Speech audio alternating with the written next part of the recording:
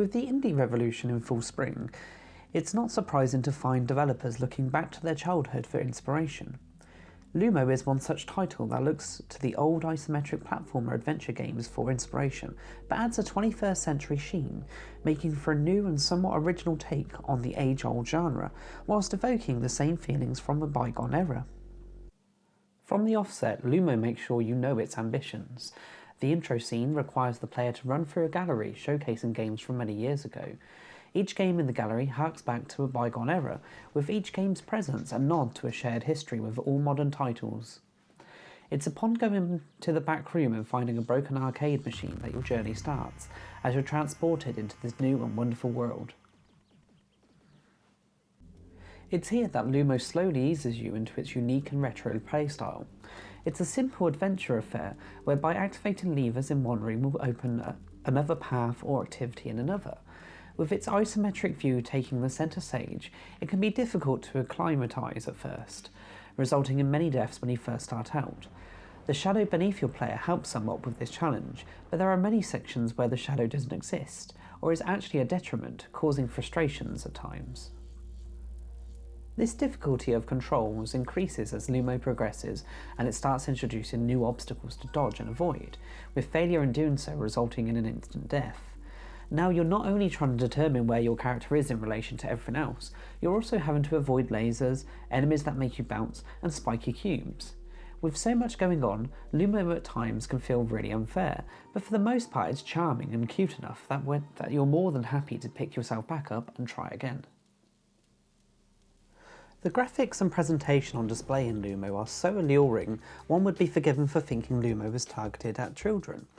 Everything on display is extremely detailed and polished, with walls and the main character themselves looking close to Pixar levels of detail at times. Random rooms and items also add to this charm, with there being something odd about the way the levels play out. Some, for example, may reference other games, with others just being weird without any context. Rooms also start to change aesthetically throughout the campaign, with dark sections making the most of the modern games engine Lumo was made in, and the ice levels also played a part in the gameplay department, making for an ever more difficult situation. For the most part though, Lumo doesn't change significantly. The dungeons you see at the start are going to look basically the same throughout, so get used to those strikingly detailed bricked walls. Throughout the campaign, puzzles are plentiful, with switches activating closed doors or new gameplay mechanics in rooms far away. Whilst this is awesome in theory, I found that the map system employed was rather convoluted, resulting in me getting lost many times. Because of this, it can occasionally feel like you're making no progress, which can be frustrating. Items spread throughout the campaign can help you to overcome many obstacles throughout, and it's through your own ingenuity that you'll need to solve the puzzles at hand. In some rooms you may encounter boxes that can only be moved by jumping whilst on top of them, putting it in your inventory.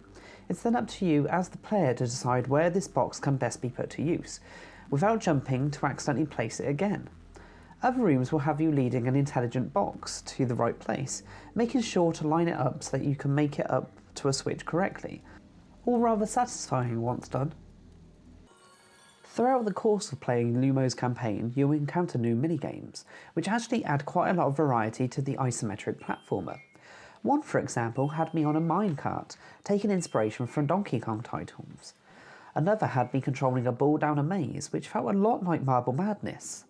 They're so varied and seemingly random that it genuinely surprised and delighted me each time one of these minigames appeared, helping to evoke a retro feel to an otherwise repetitive game.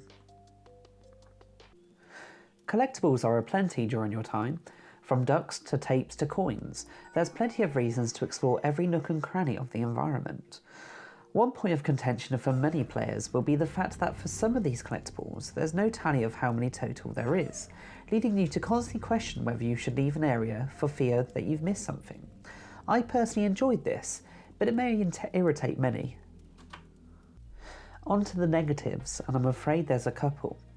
While some games are able to chuck you into the fray with no context or tutorial, Lumo should not have been one of them.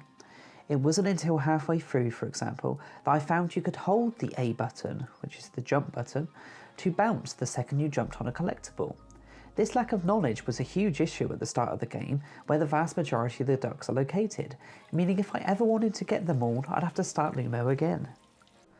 The music too isn't anywhere near as polished or has the same attention to detail the presentation implies. By the end of the campaign, I was starting to wish I had actually listened to a podcast during my travels, which is a good thing for Lumo's gameplay mechanics, but leaves much to be desired in your listening experience throughout. Despite those negatives, Lumo is still going to impress a lot of older gamers that are looking to reawaken the same feelings that they had from the Commodore and Amiga days of gaming. These games, whilst revered at the time, soon gave way to 2D platformers and other genres once the hardware became capable of running them. Lumo is a shout back to all those games we love and miss, but does so in a way which takes all of the benefits of the modern games generation. There'll be frustrations at times, but when you skate so close to the source material, it's to be expected, and is a risk worth taking.